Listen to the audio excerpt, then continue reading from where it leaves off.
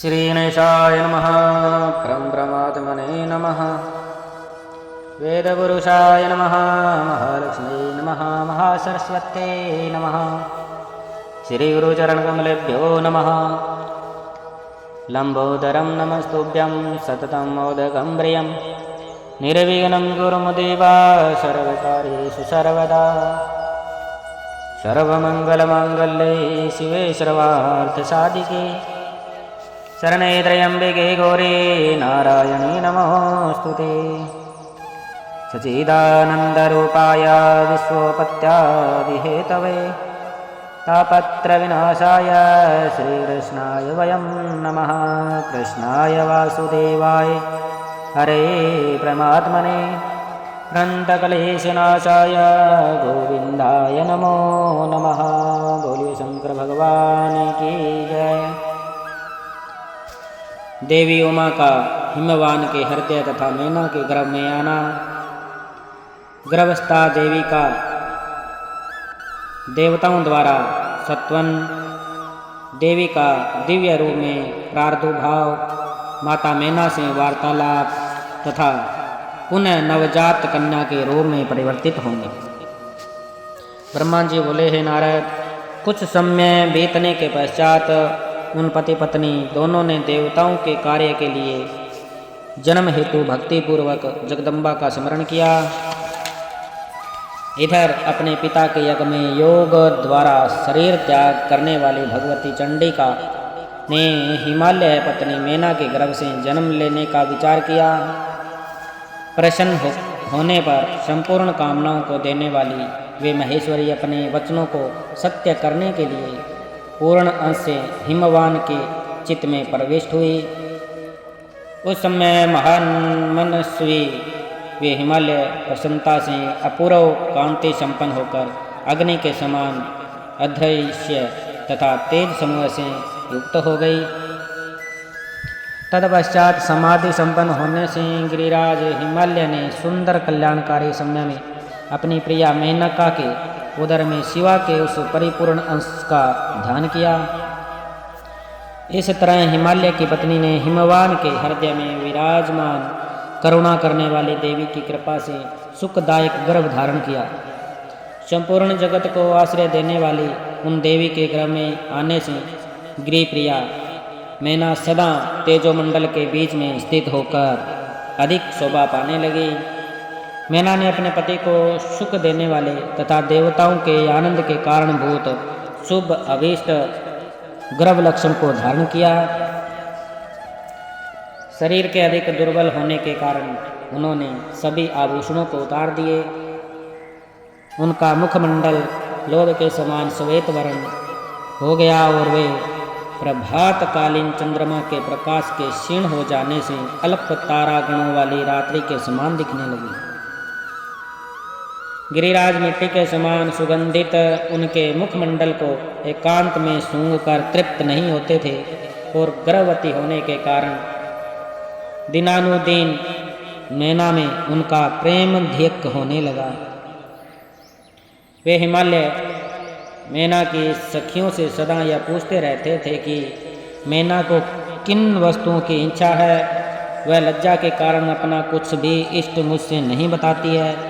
कष्टप्रद गर्भ लक्षण के प्राप्त कर लेने पर वे मैना जिस वस्तु के लिए कहती थी उसे अपने सामने गिरिराज के द्वारा उपस्थित हुआ देखती थी, क्योंकि उनकी इच्छा कोई भी वस्तु तीनों लोक में दुर्लभ नहीं है।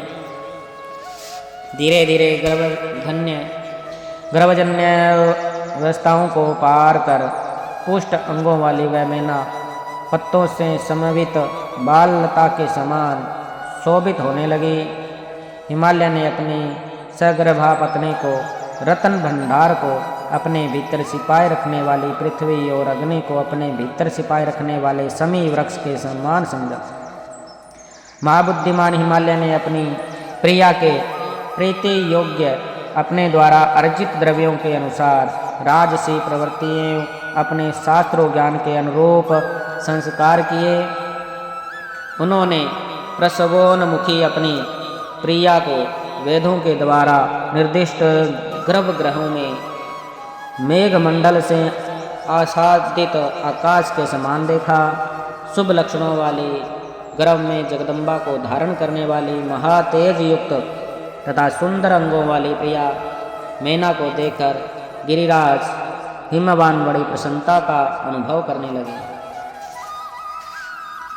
हे मुनि, उस समय विष्णु आदि देवता तथा मुनिगण आकर गर्भ में स्थित शिवा की स्तुति करने लगे। देवगण बोले, हे दुर्गे, हे जगदम्बे, हे सत्य स्वरूपिणी, आपकी जय हो। हे शिवप्रिय, हे महेश्वरी, देवताओं के दुख को दूर करने वाली, आप तीनों लोकों की माता, सर्वाणी, सर्वव्यापिनी तथा भक्तों से स्नेह रखने वाली हैं। हे त्रिलोककेशी, आप प्रकट होकर देवगणों के कार्य को पूर्ण करें। हे महेश्वरी, हम सभी देवगण आपकी कृपा से सनात हो जाएंगे। इस संसार के सभी सुखी मनुष्य आपके द्वारा ही उत्तम सुख प्राप्त करते हैं। आपके बिना इस त्रिलोक में कुछ भी शोभा नहीं देता। ब्रह्मा जी बोले, इस प्रकार सभी देवगण प्रसन्नचित होकर गर्भस्थित महेश्वरी की बहुत स्तुति करके अपने अपने धाम को चले गए। जब 9वां महीना बीत गया और 10वां भी पूरा हो गया, तब गर्भस्थित जगदम्बा महाकाली ने गर्भ से बाहर आने की इच्छा की। वह समय बड़ा सुहावना हो गया। नक्षत्र, तारे तथा ग्रह शांत हो गए। आकाश निर्मल हो गया और सभी दिशाओं में प्रकाश फैल गया। वन, ग्राम तथा सागर के सहित पृथ्वी पर नाना प्रकार के मंगल होने लगे। तालाब, नदियाँ एवं बावलियों में कमल खिल उठे। हे मुनीश्वर, अनेक प्रकार की सुख स्पर्शी वायु बहने लगी। सभी साधुजन आनंदित हो गए तथा दुर्जन शीघ्र ही दुखी हो गए। देवता आकाश में आकर दुदुम्बिया बजाने लगे। वहाँ फूलों की वर्षा होने लगी तथा श्रेष्ठ गंधर्व गान करने लगे। अप्सराएं और विद्याधरों की स्त्रियां आकाश में नाचने लगी।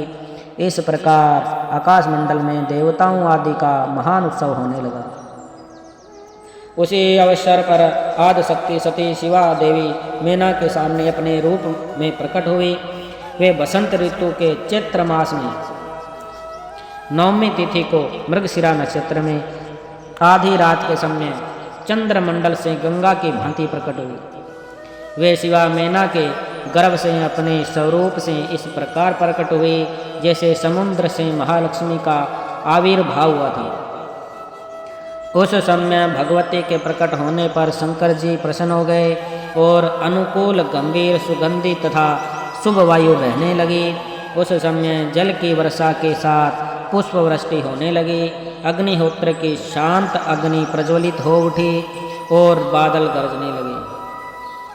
उनके प्रकट होते ही हिमालय के नगर में समस्त संपत्ति स्वतः आ गई तथा लोगों का सारा दुख दूर हो गया। उस अवसर पर विष्णु आदि समस्त देवगण सुखी होकर वहां आ गए और प्रेम से जगदम्बा का दर्शन करने लगे। वे शिवलोक में निवास करने वाली शिवप्रिया महाकाली दिव्य रूप धारिणी उन महामाया जगदम्बा की स्तुति करने लगे।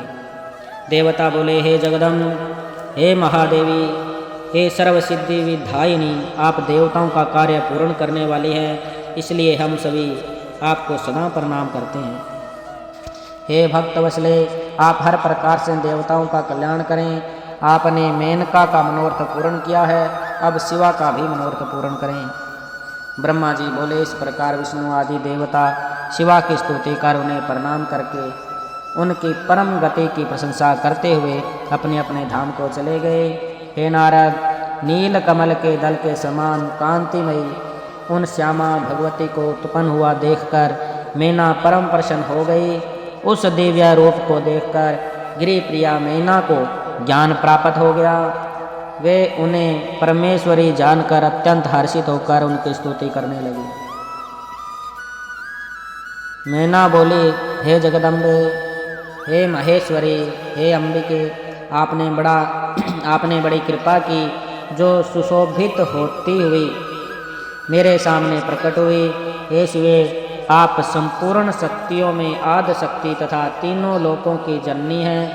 हे देवी, आप भगवान शिव को सदा ही प्रिय हैं तथा संपूर्ण देवताओं से स्तुत पराशक्ति है।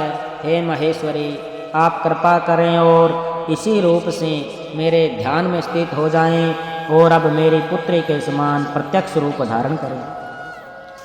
ब्रह्मा जी बोले, हे नारद, पर्वत पत्नी उन मैना की यह बात सुनकर शिवा देवी अत्यंत प्रसन्न होकर उन गिरि प्रिया से कहने लगी। देवी बोली, हे मैंने, आपने पहले तत्पर होकर मेरी बड़ी सेवा की थी। उस समय आपकी भक्ति से अत्यंत प्रसन्न होकर वर देने के लिए मैं आपके पास गई थी। वर मांगिए। मेरी इस वाणी को सुनकर आपने वह वर मांगा था। हे महादेवी, आप मेरी पुत्री हो जाएं और देवताओं का हित साधन करें। तब मैं आपको आदरपूर्वक वह वर देकर अपने धाम को चली गई। हे गिरि कामिनी, अब समय पाकर मैं आपकी पुत्री हुई हूँ। आज मैंने जो दिव्य रूप धारण किया है वह इसलिए कि आपको मेरा स्मरण हो जाए, अन्यथा मनुष्य रूप में प्रकट होने पर मेरे विषयों में आप अनजान ही बनी रहती। अब आप दोनों पुत्री भाव से अथवा दिव्य भाव से स्नेहपूर्वक मेरा निरंतर चिंतन करते हुए मेरे परम पद को प्राप्त हो जाओगे।